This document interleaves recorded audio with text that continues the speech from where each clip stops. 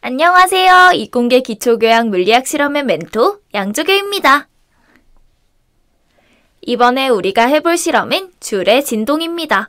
줄을 흔들 때 만들어지는 정상파를 관찰해서 줄의 장력에 따른 진동수, 파장, 파동의 속력 사이의 관계를 알아보는 것이죠. 이미 다 알고 있겠지만 물체가 진동할 때는 같은 시간 간격으로 운동 형태가 되풀이되죠. 이때의 시간 간격을 주기라고 합니다. 단위는 세크이죠. 진동수는 주기적인 현상이 1초에 몇 번 일어났는가를 판단하는 물리량이죠. 주기의 역수로 표현되므로 단위는 세크분의 1이지만 헤르츠라는 단위를 주로 쓰죠. 또 파장은 파동이 한 번의 주기가 지났을 때의 길이죠. 마루와 마루 또는 골과 골 사이의 길이가 파장이 된다는 것을 알고 있을 것입니다. 그리고 속력은 시간에 따라 파동이 이동한 거리인데 파장을 주기로 나눠주면 얻을 수 있습니다. 그럼 일단 줄을 한번 흔들어 볼까요? 줄을 한번 빠르게 흔들어주면 변형된 줄의 모양이 일정한 속력으로 줄을 따라 평행 이동하는 것을 관찰할 수 있습니다. 줄의 모양이 변형되면서 움직이는 속력은 줄의 장력과 선밀도와 관련 있는 것이죠. 줄에 걸려있는 장력이 클 때는 변형이 생겨도 빨리 회복되므로 이지러진 모양의 이동 속력이 빠릅니다. 또 단위 길이당 줄의 질량, 즉 선밀도죠. 이 선밀도가 작으면 줄이 가벼우니까 단위 길이당 질량이 작아 관성이 작습니다. 관성이 작으니 힘에 대해 반응하는 속도가 빠르죠. 그러므로 이지러진 모양의 이동 속력이 빠르고 선밀도가 크면 질량이 커서 관성도 크므로 힘에 대한 반응 속도가 느려 이지러진 모양이 변형되는 속도도 느려서 이동 속력 역시 느려진다는 것을 알 수 있죠. 따라서 줄에서의 파동 속력은 줄이 갖는 탄성과 관성에 의존한다는 것을 알 수 있습니다. 그럼 빨리 흔드는 것과는 상관이 없나요? 그렇죠. 줄을 빨리 흔든다고 파형이 더 빨리 진행하지는 않습니다.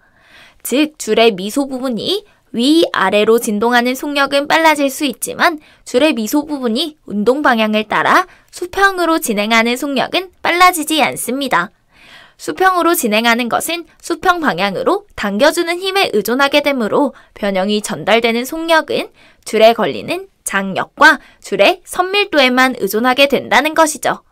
장력 T와 선밀도 μ를 이용하면 줄에서 진행하는 파동의 속력은 이와 같이 표현할 수 있습니다. 왜 이와 같은 식이 얻어지는지 간단하게 살펴볼까요? 지금 오른쪽으로 V의 속력으로 진행하고 있는 비교적 진폭이 작고 완만해 보이는 파동을 생각해 볼게요. 오른쪽으로 파동이 운동한다는 것은 지구 위에 정지한 관성계에서 관측자가 봤을 때 그렇다는 것이죠. 만약에 관측자가 오른쪽으로 V의 동일한 속력으로 운동하는 관성계에서 파동을 관찰한다면 펄스는 눈앞에 정지한 상태에서 줄의 구부러진 꼭대기 부분이 왼쪽으로 넘실거리며 이동하는 것처럼 보일 것입니다. 물체에 작용하는 힘은 지구에 대해 정지한 관성계든 등속으로 운동하는 관성계든 관성계에서 관찰한 결과는 같습니다. 그런데 굳이 파동과 같은 속력으로 평행하게 운동하는 관성계를 선택해서 줄의 운동을 기술하려는 이유는 줄 꼭지 부분에 이 미소 길이 델타 S가 반지름 R인 완만한 부채꼴 경로를 왼쪽으로 넘어가면서 순간적으로 등속 원운동하는 것처럼 관찰할 수 있기 때문인 것이죠. 즉, 움직이는 관성계에서 볼 때 정지한 원점으로 보이는 O점에 대해 반지름 R의 원을 그려보면 이 델타 S는 위쪽의 부채꼴을 따라 왼쪽 접선 방향인 V의 속력으로 넘실거리면서 이동하는 것처럼 보인다는 얘기가 됩니다. 그렇다면 이 델타 S의 미소 길이 요소는 원운동의 구심 가속도인 R분의 V제곱을 원의 중심 방향인 R의 방향으로 가지게 된다는 것이죠. 이때 델타 S만큼의 줄의 토막은 장력 T를 좌우로 받고 있을 텐데요. 장력은 항상 당기는 방향이어야 하니까 이 델타 S의 토막에는 좌우로 당기는 두 장력의 합력이 작용하고 있으며 그 합력이 구심력이 될 거라는 관계식을 세울 수 있습니다. 그런데 사실 델타 S를 당기는 T가 수평하지는 않죠.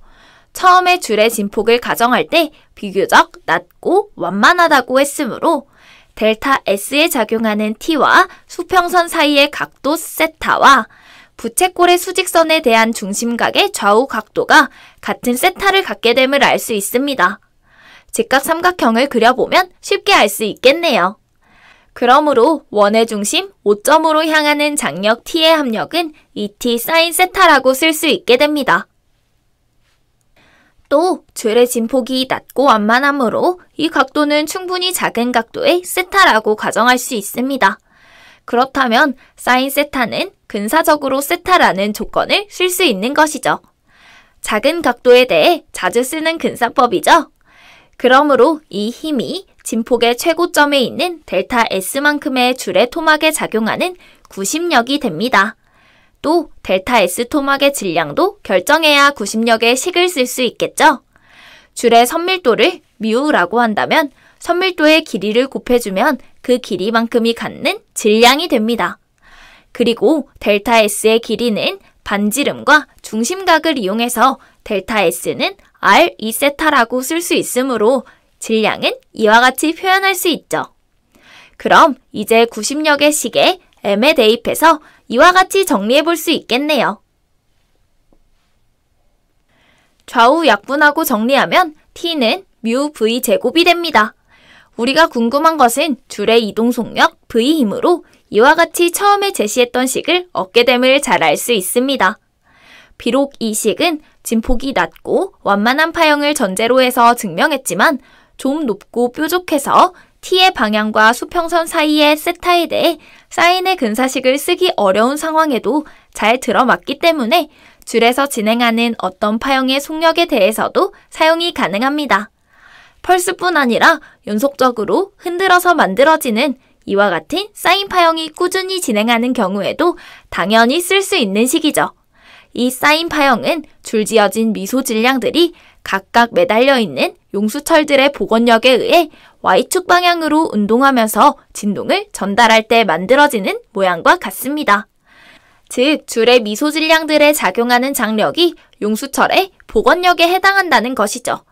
그러므로 줄에서 만들어지는 파동의 진행 속력은 줄이 갖는 탄성과 미소 토막 요소의 관성이 결정하며 탄성은 장력 T에, 관성은 선밀도 μ에 관련이 있다는 것도 잘 알 수 있습니다. 그럼 이번에는 정상파에 대해서 알아보도록 할게요. 진폭과 파장이 같은 두 사인 파형이 서로 마주보고 진행하다 합성되면 진폭이 대수적으로 합쳐지면서 이와 같은 파형이 만들어지는데 이를 정상파, 스탠딩 웨이브라고 합니다. 이때 정상은 정지한 상태처럼 보이는 파형이라는 의미입니다. 그래서 어떤 책에는 정지파 또는 정제파라고 표현하기도 해요. 즉, 진행하지 않고 제자리에서 진동만 하는 것처럼 보인다라는 의미인 것이죠. 특히 Y축 방향의 변위가 0으로 고정된 지점을 마디, 노드, Y축 방향의 변위가 최대가 되는 지점을 배, 안티노드라고 합니다. 마디인 지점은 실제로 진동을 하지 않기 때문에 손으로 잡더라도 다른 부분의 진동을 방해하지 않아요. 물론 정확하게 마디만 잡아야 파동이 뭉그러지지 않겠죠. 우리는 줄을 진동자로 흔들면서 이와 같은 정상파 파형을 만들어서 분석해 볼 거예요. 그런데 서로 마주보면서 달려오는 파형을 합성하려면 줄의 양 끝에서 동시에 줄을 흔들어야 하잖아요. 그런데 굳이 그럴 필요 없이 한쪽 끝은 고정해 놓아도 됩니다. 왜냐하면 줄의 파동이 진행하다가 고정점에 부딪히면 반사가 될 것이므로 반대 방향으로 반사하는 파동과 뒤에 따라오던 진행 파동이 서로 겹쳐지면서 정상파가 만들어질 수 있는 것이죠. 파동은 경계면에서 반사할 때 끝이 고정되어 있으면 고정단 반사, 끝이 자유롭게 움직일 수 있으면 자유단 반사를 하게 됩니다. 특히 고정단 반사의 경우 파형이 반대로 뒤집히는 특징이 있죠. 즉 끝점이 고정되어 있어 파동이 끝점을 들어 올리려는 힘이 작용할 때 반작용의 힘이 반대 방향인 아래쪽으로 작용하므로 마치 아래쪽으로 다시 흔들어주는 효과가 있습니다. 끝점이 자유로울 때는 그대로 자연스럽게 끝점을 들어서 다시 아래로 내리면서 줄을 흔들어주므로 파형이 뒤집히지 않고 반사가 됩니다. 물론 진행 파동이 끝점에서 고정단 반사를 하면서 뒤집힌 파형과 합성이 되든 아니면 자유단 반사를 하면서 뒤집히지 않은 파형과 합성이 되든지 간에 정상파는 두 경우 모두 만들어질 수 있습니다. 그렇네요. 그럼 이제 우리는 줄의 한쪽 끝은 흔들리는 진동자에 연결하고 다른 한 끝은 고정시키더라도 정상파는 충분히 만들 수 있겠네요.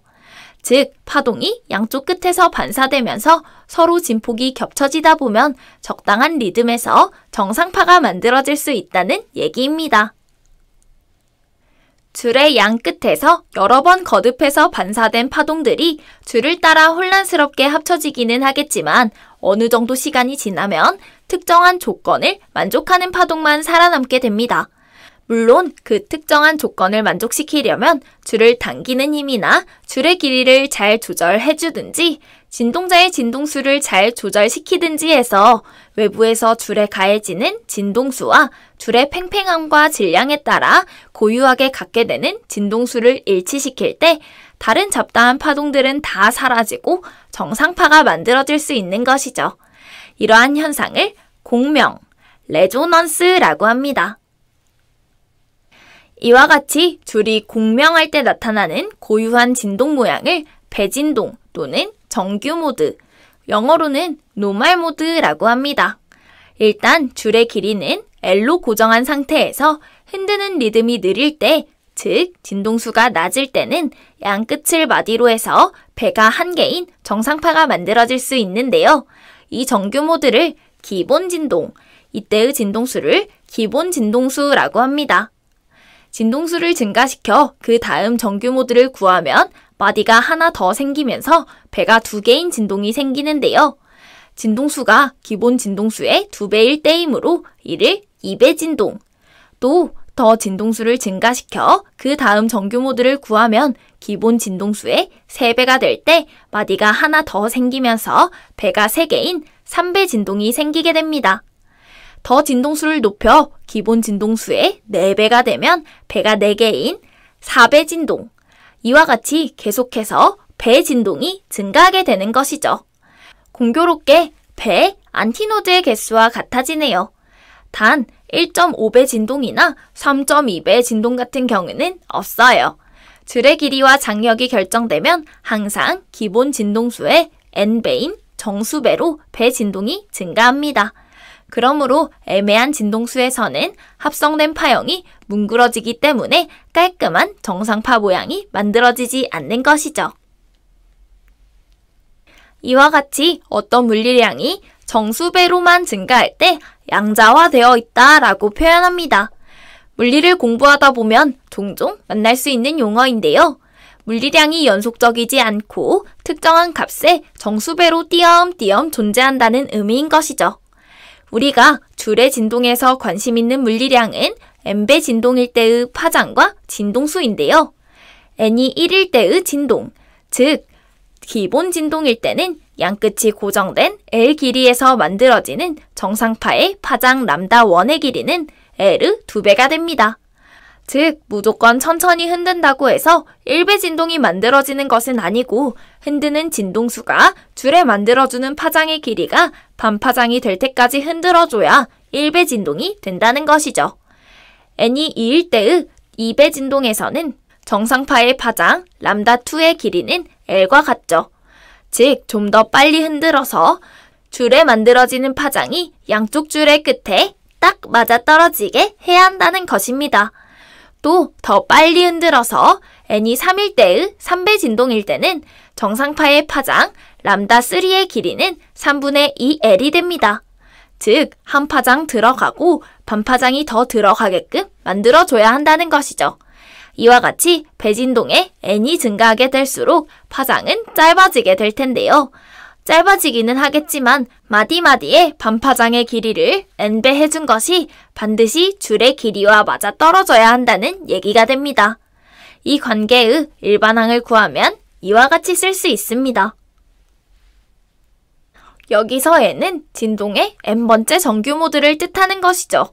이와 같은 정규모드를 만드는 진동수는 F는 람다분의 V의 식으로 구할 수 있습니다.